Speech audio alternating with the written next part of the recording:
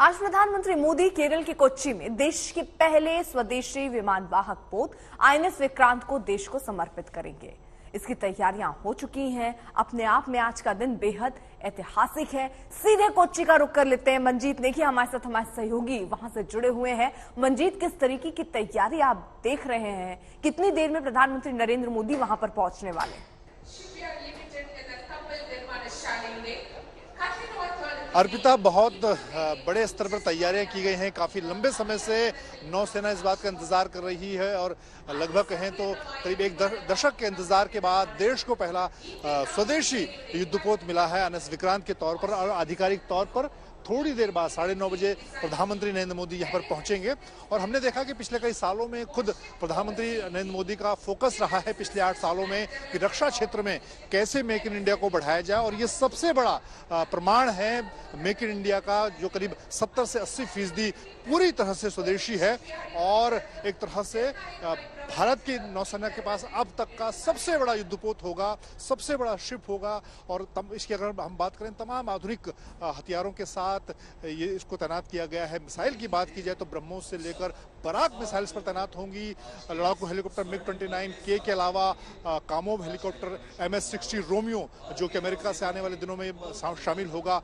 और वो यहाँ पर होंगे। करीब एक वक्त में अर्पिता 30 से ज्यादा लड़ाकू विमान और हेलीकॉप्टर आईएनएस विक्रांत पर तैनात हो सकेंगे। तो ये एक मारक क्षमता को दिखाता है। और जिस तरह से इसकी लंबाई चौड़ाई है, करीब एक पूरा शहर, इसको आप मान सकते हैं एक बड़े शहर, ये पूरे कोच्चि शहर को बिजली से जगमग रोशन कर सकता है। केबलिंग की अगर हम बात करें तो इसमें करीब 400 किलोमीटर से ज्यादा की केबल लगी है। यानी कि आप देखें कोच्चि से दिल्ली की जो दूरी है उस केबल से नापी जा सकते। तो इस तरह के कई फीचर हैं जो लोग उनको जानेंगे। इसका जो डेक है, यानी कि जो ऊपरी हिस्सा है, 5वीं मंजिल है जिस पर जहाज लैंड करेंगे लड़ाकू विमान, वो करीब 2 फुटबॉल ग्राउंड के बराबर वो डेक है। 262 मीटर ये लंबा है। इसके अलावा 60 मीटर चौड़ा है और करीब 15 मंजिल इसमें है।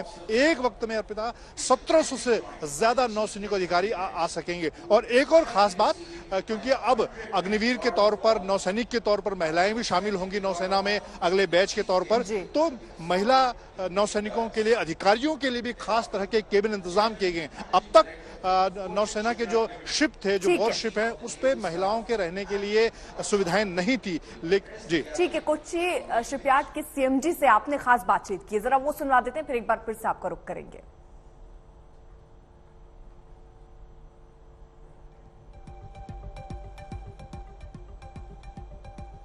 इस वक्त हम आईएनएस विक्रांत के डेक पर मौजूद है। हमारे साथ कोच्चि शिपयार्ड के CMD मधु एस नायर साहब हैं।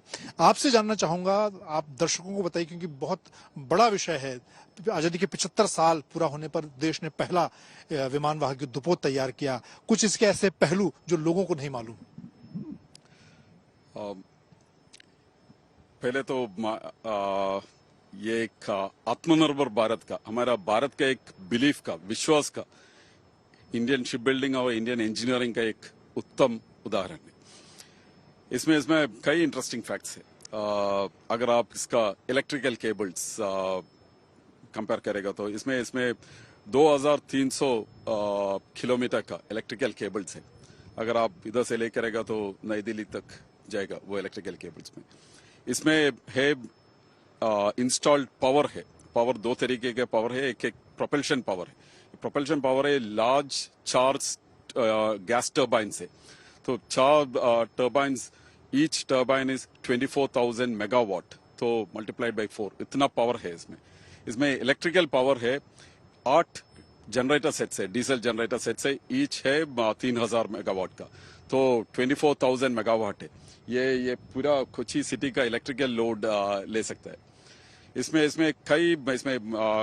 अप्रॉक्सीमेटली 1600 नेवल स्टाफ और ऑफिसर्स और मैन और विमेन काम करेगा। इसमें मैं विमेन बोला, ये पहले बार शायद होगा कि विमेन के लिए सेपरेट क्वार्टर्स और सेपरेट लिविंग स्पेसेस वगैरह है इसमें।